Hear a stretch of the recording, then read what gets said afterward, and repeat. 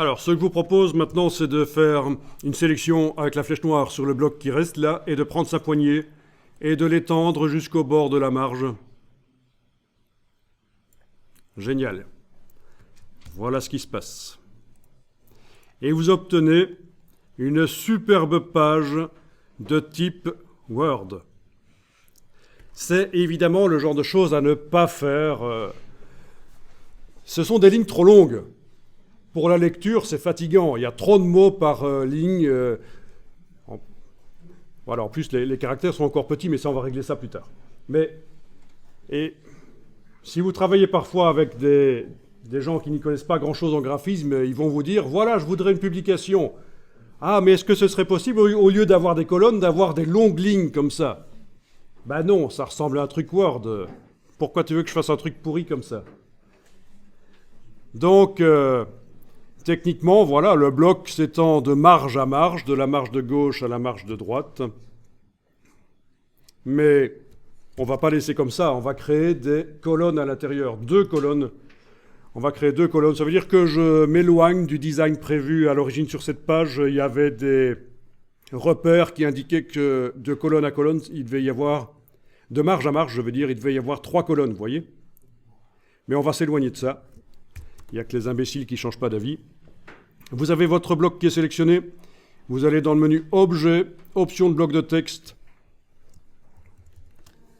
CTRL B sur le PC, Commande B sur le Mac, c'est le raccourci. Ça doit s'appeler Type Frame Option, un truc comme ça, dans la version anglaise. Vous indiquez que vous voulez 2 colonnes. 2 colonnes, case aperçue cochée. Et là, vous voyez les 2 colonnes qui apparaissent. Mais la gouttière est toujours misérable, pas assez grande à mon goût. Donc, on va augmenter la taille de la gouttière. Ici. Avec la touche majuscule, je vais cliquer sur la petite flèche là. Voilà, directement, je passe à 10. On va dire que 10, dans un premier temps, c'est pas mal. 1 cm de gouttière entre les 2 colonnes de texte.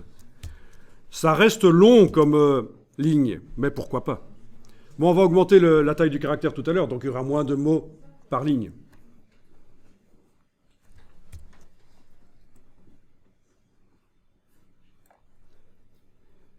Équilibre des colonnes, ce sera utile quand la deuxième colonne n'a pas beaucoup de texte, il y a du vide, ça va équilibrer, ça va faire passer du texte de la colonne de gauche vers la colonne de droite pour équilibrer, c'est pas très intéressant, vous n'avez pas besoin de cocher ça. Voilà, on clique sur OK et c'est bon. Et vous allez enregistrer le document. Et on va améliorer le design de ça, notamment, on va faire en sorte, et ça c'est une subtilité, que d'une colonne à l'autre, les lignes soient à la même hauteur, dans le prolongement l'une de l'autre, les lignes de texte. Alors, comme d'habitude, je vous rappelle le principe, c'est que pour améliorer petit à petit le document ici, on amène des changements qui ont l'air un peu ridicules, c'est pris séparément. Mais l'ensemble de ces améliorations minuscules fait la différence entre un document Word, justement, et un document fait dans InDesign avec de la typographie et des réglages valables.